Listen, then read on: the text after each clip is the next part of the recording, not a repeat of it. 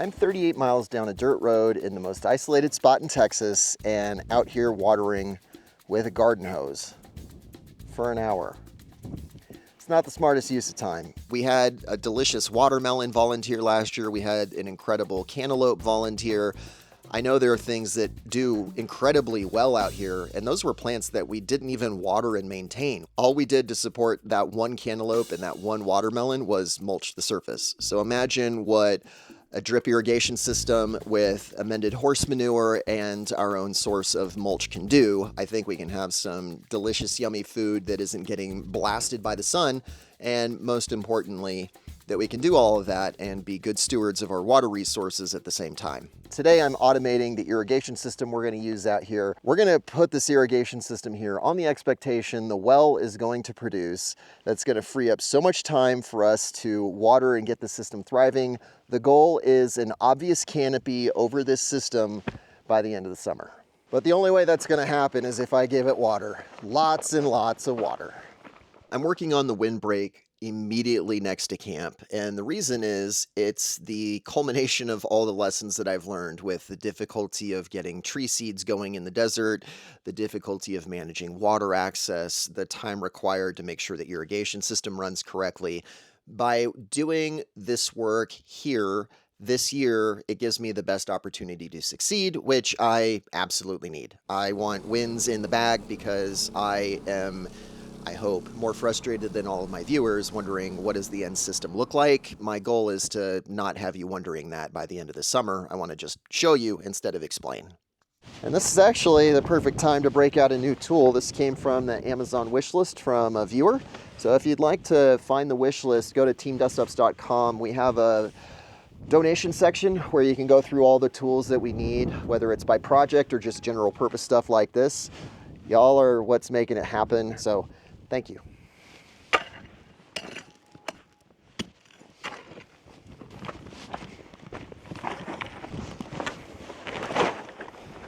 And this is also a viewer donation. I didn't know I need a pocket scalpel, but it's incredible. So much better than a Leatherman. So sharp. But it does mean that you got to be extra careful around things you can cut that you don't want to cut. Instead of trying to get it perfect, the goal here is going to be to use quote unquote too much. It's actually kind of working out because it's like a coil almost. Well, it is a coil, but like it's on a roll, except it's not. So instead of going everywhere, making my life miserable, just keeps it nice and organized. This trench is reasonably deep for the size of the line.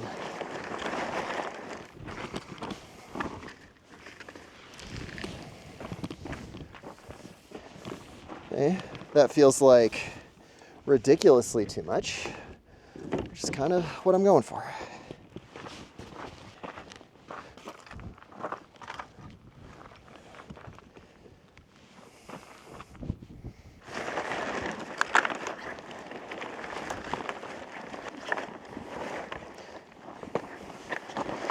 Then we'll have to deal with the road and see how I want to get it the final 10 feet.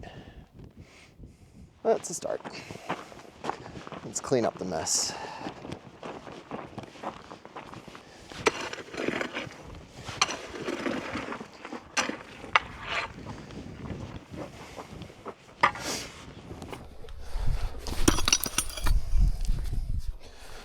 Yesterday, as I wrapped up with Diggy Smalls, she died.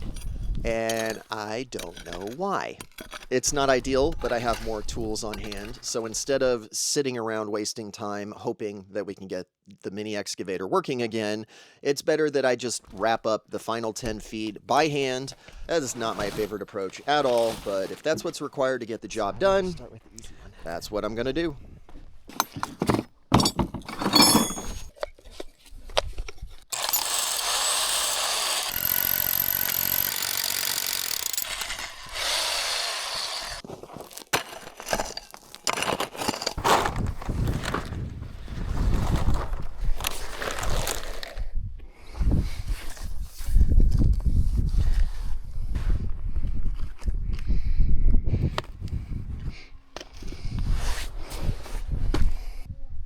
think that's it.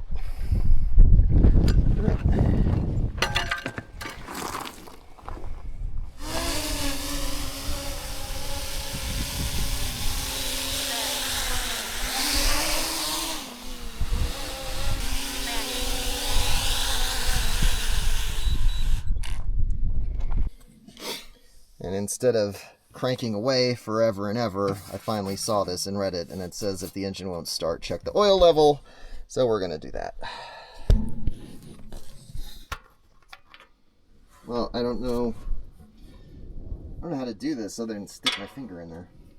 The oil's low anyway. As I write the bolt size so that we don't guess anymore.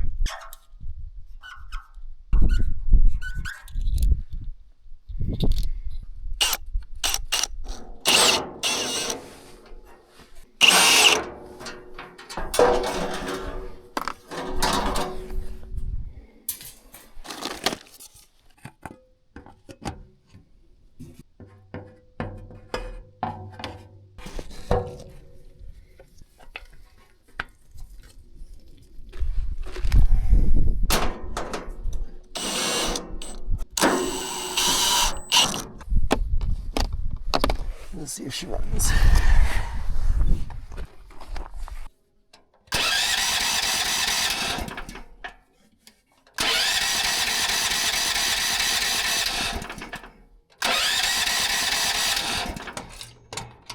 There's no spark, so there's something electronic. Could be possibly overfilled. It's getting fuel now. You can actually watch it. As I mean, you can look at Where? Oh yeah, it's getting fuel. Yeah. There's no spark. All right. Well, I'll keep plugging away on the things I can control. Yeah. Over the years, I've been growing on camera, and I don't mean that metaphorically. I mean physically, I've been getting fatter. In January, I was watching one of the episode edits and thought, oh my word, it's happened to me. I have the dad bod. I saw that image, and the next morning, I started my diet. It's all ultra high protein and restricted calorie. David has been a critical part of that, and David is the sponsor of today's episode. It is really hard, but in 6 weeks, I've also lost 10 pounds of pure fat. I'm not watching the number on the scale. All I care about is getting rid of the fat. David's been an essential part of that because it's a mindless part of my day where I know the calorie count and I know the grams of protein in that bar. I just open the package and start chomping away. It's the best part of the day because it tastes like dessert. So I can eat something that feels indulgent, I'm staying on schedule, and more importantly, the results speak for themselves. I'm burning tons and tons of fat. I fit in clothes that I didn't fit in. It's great. David wants me to talk about the flavors and the textures. I don't know what to tell you other than it tastes like a candy bar. I just really care about the results. It is really difficult to try to eat 190 grams of protein every day and to do that on only a 1900 calorie budget. David being a part of the day makes it so much easier because there's food I'm looking forward to. There's food I don't have to plan. I just rip open the package and start chowing down like I'm eating a Snickers bar. If you're rocking the dad bod and you're sick of it, do something about it and make David a part of it. They've been a great sponsor to Dustups. Help yourself, help Dustups. You're getting really clean, high quality protein in the process. I think it's a no-brainer. I really appreciate your support. Thank you to David for sponsoring. And now back to the episode.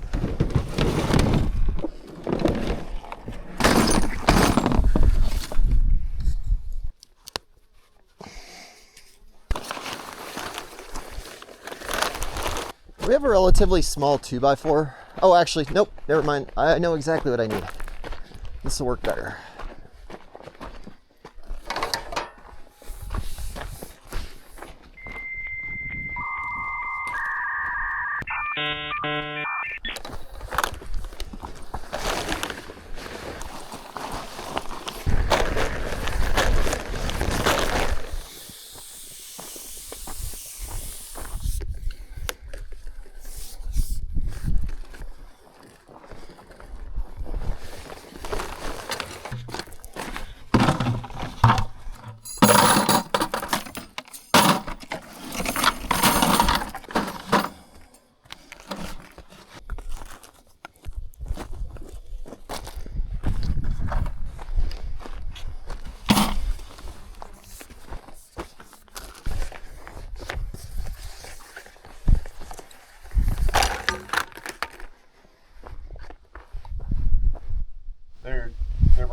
tires right now. Are they? Yes. Who knew that stacking all those tires there was going to make bird habitat? Well, clean up all the green. Well, the green is really what made the difference, but they do seem to like the tires. They do. Well, they got protection there. Yeah, I guess they can see everything, but they're kind of protected overhead.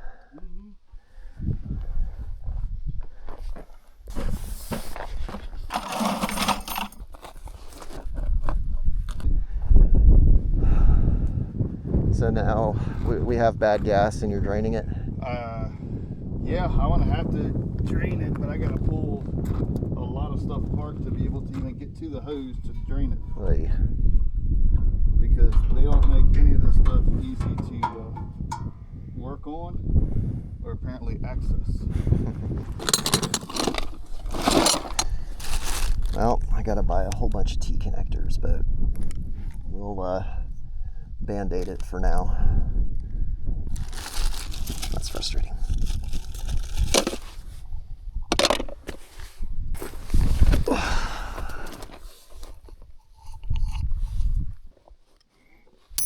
Whoa! That's scary. What happened? The scalpel shattered in half? Yeah, those aren't that tough. That's for like skinning and stuff.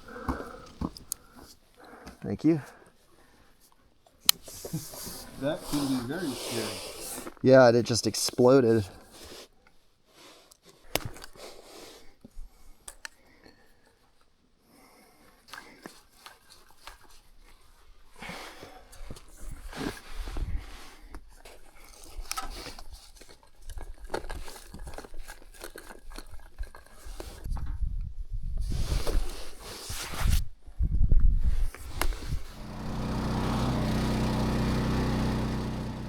One of the 10,000 projects that we have going on is migrating where we keep our scrap and our boneyard materials. Right now, it's very visible next to the parking lot. When you look on the drone map in Team Dustups, I just hate the way it looks, and it's in the background and will be on camera all the time. It doesn't need to be quite that close to camp. I'm migrating all the materials upwind of the outermost windbreak. The idea is that the materials are still pretty close to camp, but there's no scenario where we should be running back and forth going to get stuff. It's close enough that we can go get things, and it's far enough that it's out of sight, out of mind. Sounds like good news. Yep. Although I can taste it. Ugh, did you get a mouthful full of the I had smoke? to blow the jet out. Yeah. Ugh. And I got that numbness. Yeah. Uh-huh. But, oh yeah, she was smoking quite a bit at first. I'll bet. With all that fuel, Yeah. that bad fuel, it goes through the motor and ends up in the exhaust. So I was like, all right, so I'm going to run it a little bit higher RPM and let it burn all out. So. You think I'm okay to run it right now? Oh, yeah. All right. Oh, 100%. Well, let's go get it out of the way and.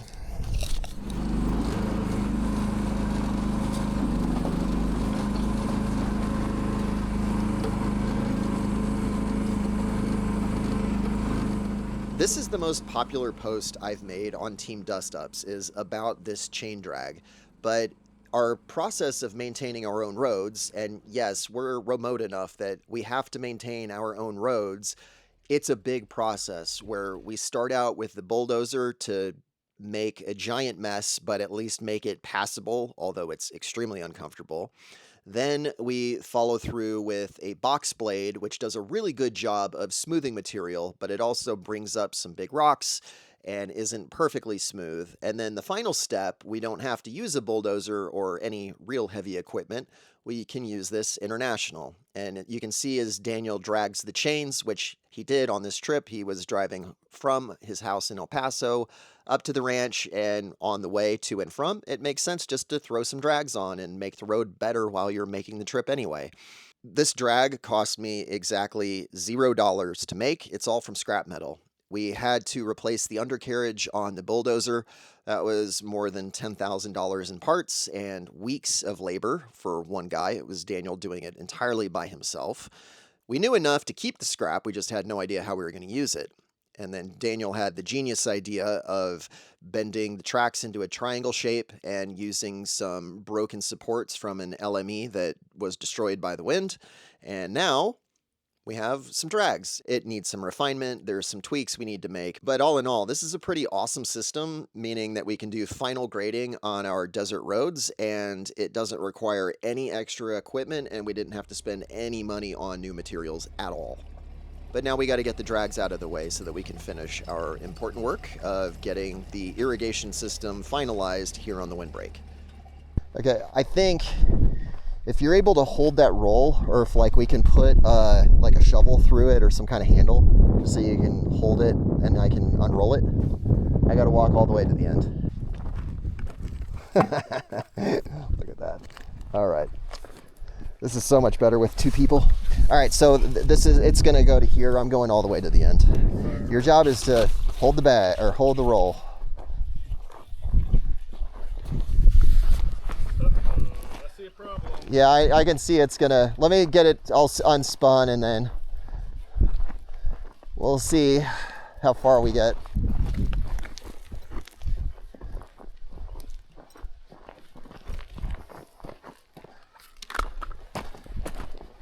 Go ahead and cut it, Daniel.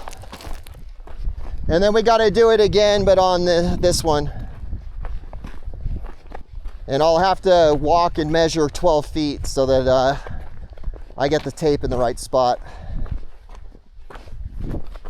There's nothing magical about the number of 12 feet. It's trying to maximize canopy coverage, but maintaining access. In every episode, I get questions about planting in straight lines, and I plant in straight lines so that I can enjoy the fruit of my labor. If I plant a giant dense forest and it's a wall of plants, it's hard to get through that, which I hope is obvious. And especially when I want to do things like mulch and maybe pick some fruit from the fruit trees that'll eventually go in this system, I want to be able to access the fruit. So if I make giant dense circles, that does nothing to help me. Having these straight lines is enough room so that these trees can develop full canopies. The space in the middle will be dedicated to a mix of things. Ideally, I want to grow a lot of mulch to reinforce the trees and get them growing faster, but also I want to have some veggies. Oh, here, I know. Let's take this. Where's the cut piece? Here. It's right there. Oh, I see. We'll worry about coiling it back up, but let's just go. Yeah. All right. But we'll have to stand over there. This one's already marked all the way to the end because there's plants, but you know that one kind of stops, so I can't tell where the marking is. We cut it too long on purpose. That's right, because it kind of goes wide. Well, it's supposed to go a little wider. Yeah. Too, because we were hoping for possibly 3 rows down there. Exactly. 2 is not bad. 3 is great. It's more gooder. It's more gooder. All right. There we go. It's gonna continue to do that. Is it? Yeah. Oh, it stinks. I like how oh, that stinks anyway. We'll figure it out. Yes.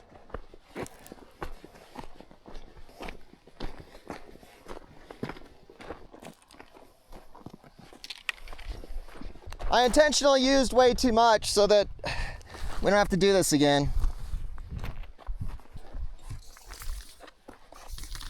All right, they're threaded, and then that's just a 3/4 inch poly connector. Yeah.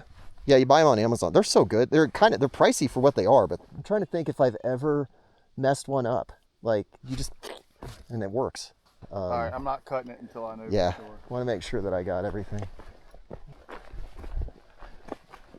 All right, you're good to cut.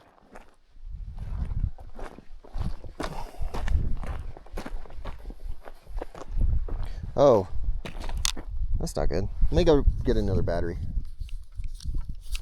Remy came over here and was sitting right there. I'm like, what's going on, Remy? Hey, boy. And he just looked at me like, why do you look angry?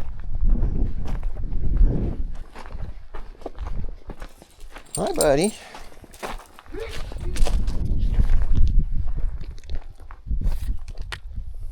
You want to slide it off like this? That's what I'm trying to do. And then there we go. do this. Well, here. What's funny is the length is, no, it's actually a little longer than we need, but it's not bad.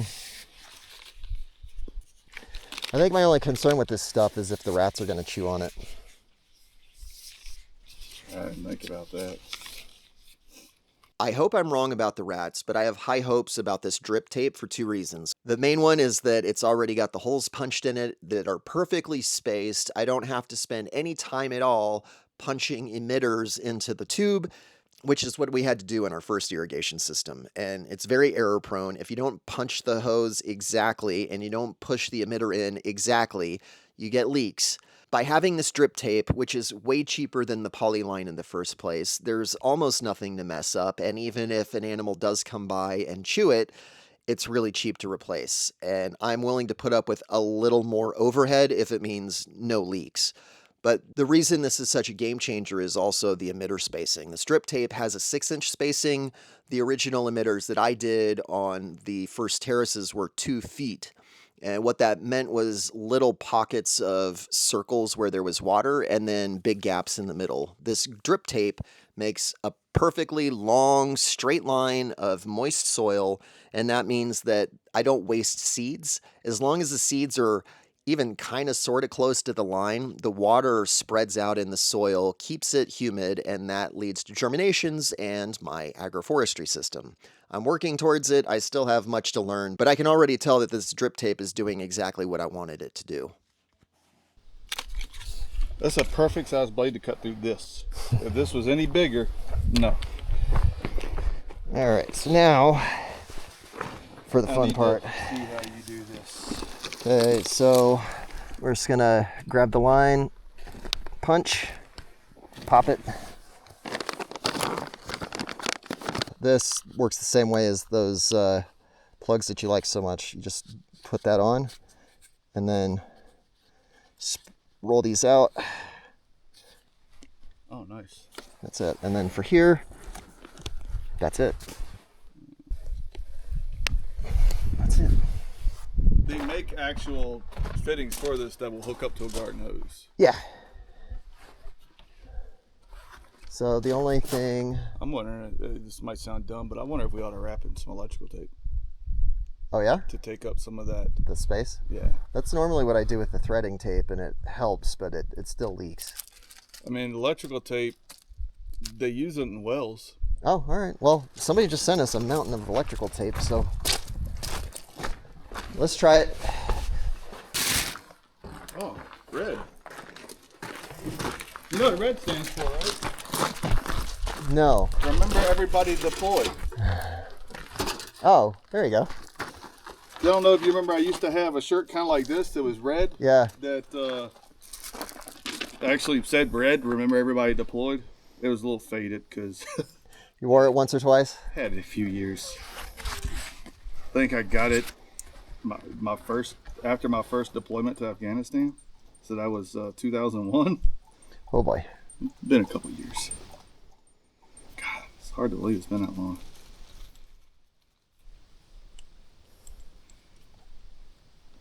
This is not for you. I don't know why you over here licking your chops. What? Are you gonna help? You ain't got no opposable thumbs. Only one way to find out. He tends to get in the way a lot. Oh wow. I was wondering what you were... It's a little too much. I want it tight. Let's see. That looks like it might be a little bit better. And I gotta put that back on.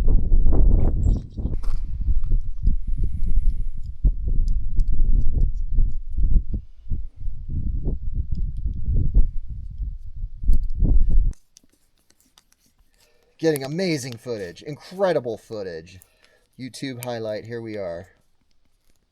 I would say if this thing slips and I shove a screwdriver through my hand, you'd get some great footage of that. Oh, hang on. Pressure regulator. Oh yeah, that's an important one.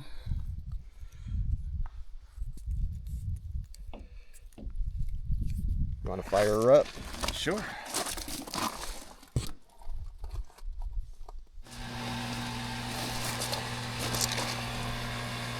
I feel water flowing.